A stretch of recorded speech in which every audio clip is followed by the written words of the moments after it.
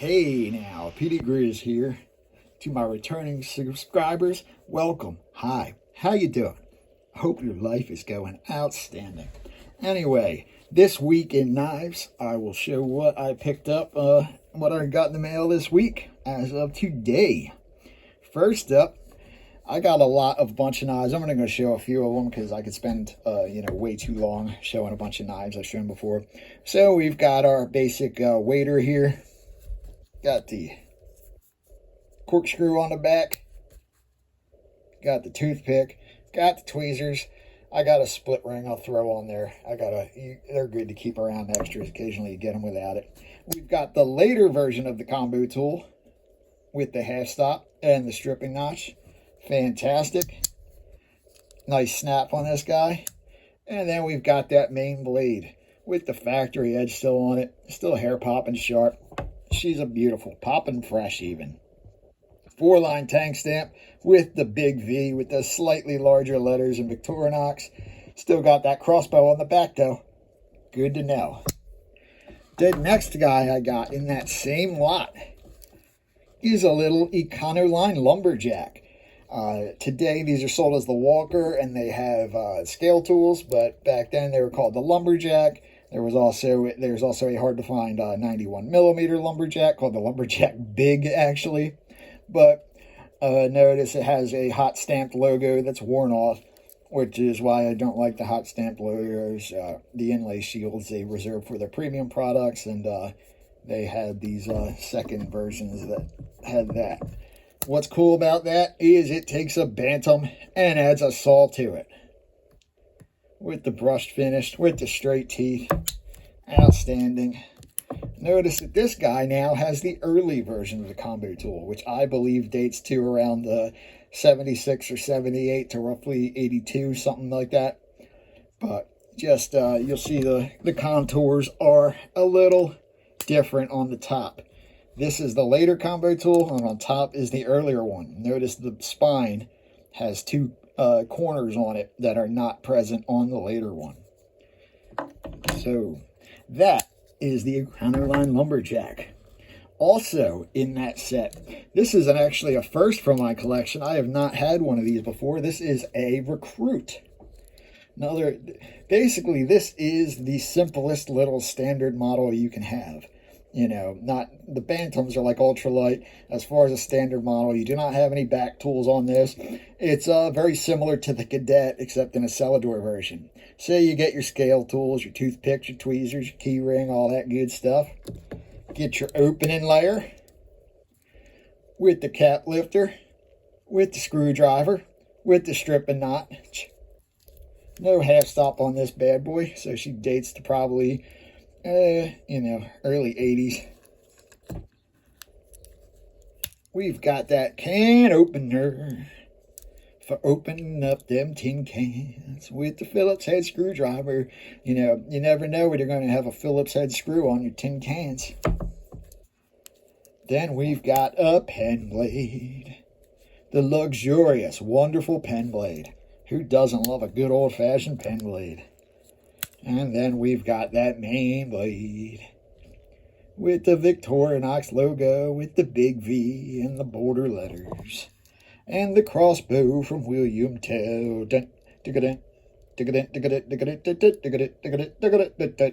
William Tell Overture, Lone Ranger, and all that nonsense.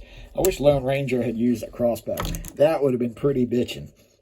Next up, this was the reason I bought that lot. Because of this guy right here. Little Climber Small action. Beauty. I'll do a video on this one coming up on its own. But we've got them. Beautiful 84 millimeter scissors. They're a little stiff. And that's actually a replaced spring in there. But these are hard enough to find. So you take them as you can get them. This thing was filthy when I got it. I literally think somebody threw this in their tackle box and then threw fish in there and stuff. It looked like it had fish guts and stuff in it. It was disgusting when I got it, but she came out beautiful. Did some light polishing on the scales. Didn't get all out, but now it has some luster to it, whereas before it was just so dull from all the scratches. Next up in that same collection, this was a pleasant surprise because this was one of the ones they didn't even open. I just knew it was a wing or something. I figured it would be one of the generic ones like I always got. But it turns out that it is a 1973 to 1976 Traveler. And what's cool about that is, in lieu of the standard Wenger can opener, it's the same one, but it's slightly smaller.